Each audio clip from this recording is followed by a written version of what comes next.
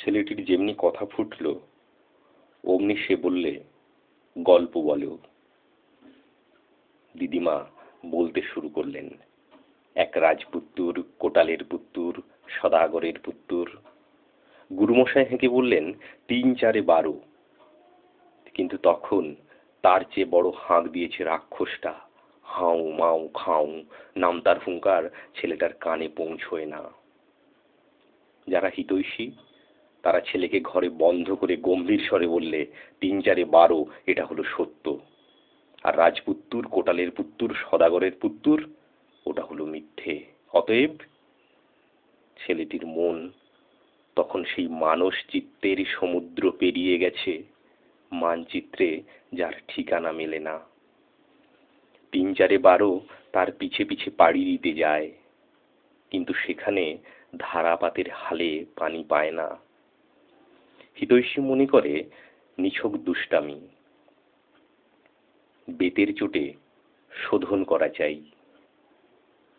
দিদিমা গুরুমশায়ের গতিক দেখে চুপ, কিন্তু আপদ বিদায় হতে চায় না। এক যায় তো আর আসে। কথক এসে আসন জুড়ে বসলেন। তিনি শুরু করে দিলেন এক রাজপুত্রের বনবাসের কথা। যখন রাক্ষসীর নাক কাটা চলছে তখন হিতৈষী বললেন, ইতিহাসের কোনো প্রমাণ নেই, যার প্রমাণ পথে পথে ঘাটে সে হচ্ছে ৩ ৪ 12। ততক্ষণে হনুমান লাফ দিয়েছে আকাশে। অত ঊর্ধ্বে ইতিহাস তার সঙ্গে কিছুতেই পাল্লা দিতে পারলে না। পাঠশালা থেকে স্কুলে, স্কুল থেকে কলেজে ছেলের মনকে পুট পাকে শোধন করা চলতে লাগলো। কিন্তু যতই চোলাই করা যাক, ওই কথাটুকু কিছুতেই মরতে চায় না। গল্প বলো। এর থেকে দেখা যায় শুধু শিশু বয়সে নয়, সকল বয়সেই মানুষ গল্পপোষ্য জীব। তাই পৃথিবী জুড়ে মানুষের ঘরে ঘরে, যুগে যুগে, মুখে মুখে, লেখায় লেখায় গল্প যা জমে উঠেছে তা মানুষের সকল সঞ্চয়কেই ছাড়িয়ে গেছে। হিতৈষী একটা কথা ভালো করে ভেবে দেখে না, গল্প রচনার নেশাই হচ্ছে সৃষ্টিকর্তার সব শেষের নেশা। তাকে শোধন করতে না পারলে মানুষকে শোধন করার আশা করা যায় না।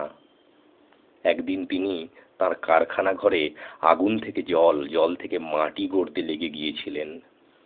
সৃষ্টি তখন গলদঘর্ম, বাষ্প ভারাকুল। ধাতু পাথরের পিণ্ডগুলো তখন থাকে থাকে গাঁথা হচ্ছে। চারদিকে মাল মশলা ছড়ানো আর দমাদম পিটনি। সেদিন বিধাতাকে দেখলে কোনো মতে মনে করা যেতে পারত না যে তার মধ্যে কোথাও কিছু ছেলে মানুষই আছে। তখনকার কাণ্ড কারখানা যাকে বলে সারবান। তারপরে কখন শুরু হলো প্রাণের পত্তন। জাগলো ঘাস, উঠলো গাছ, ছুটলো পশু, উড়লো পাখি। কেউ বা মাটিতে বাঁধা থেকে আকাশে অঞ্জলি পেতে দাঁড়ালো, কেউ বা ছাড়া পেয়ে পৃথিবীময় আপনাকে বহুধা বিস্তার করে চলল। কেউ বা জলের জবনিকা তোলে নিঃশব্দ নৃত্যে পৃথিবী প্রদক্ষিণ করতে ব্যস্ত। কেউ বা আকাশে ডানা মেলে সূর্যালোকের বেদি তলে গানের অর্ঘ্য রচনায় উৎসুক। এখন থেকেই ধরা পড়তে লাগলো বিধাতার মনের চাঞ্চল্য। এমন করে বহু যুগ কেটে যায়। হঠাৎ এক সময়ে কোন খেয়ালে সৃষ্টিকর্তার কারখানায় ৪৯ পবনের তলব পড়ল। তাদের সব কটাকে নিয়ে তিনি মানুষ গড়লেন।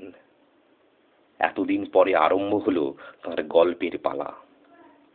বহুকাল কেটেছে বিজ্ঞানে, কারুশিল্পে, এইবার শুরু হলো তাঁর সাহিত্য। মানুষকে তিনি গল্পে গল্পে ফুটিয়ে তুলতে লাগলেন।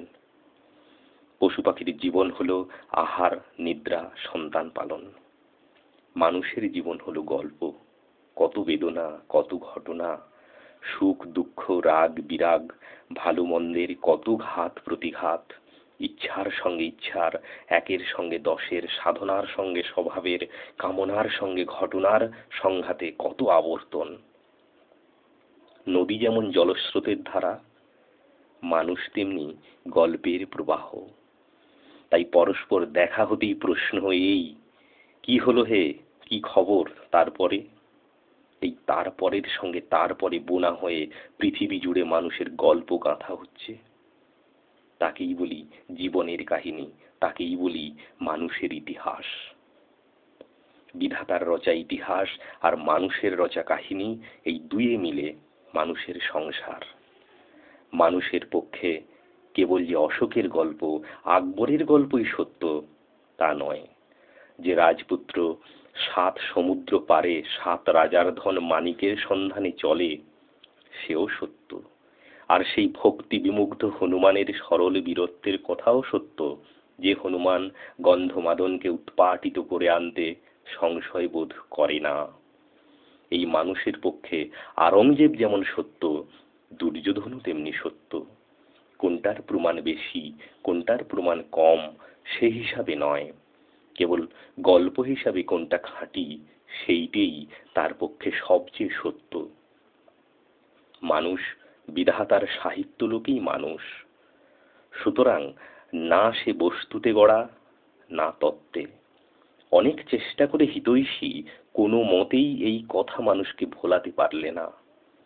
অবশেষে হয়রান হয়ে হিতকথার সঙ্গে গল্পের সন্ধি স্থাপন করতে সে চেষ্টা করে, কিন্তু চিরকালের স্বভাব দোষে কিছুতে জোড়া মেলাতে পারে না। তখন গল্পও যায় কেটে, হিতকথাও পড়ে খসে, আবর্জনা জমে ওঠে।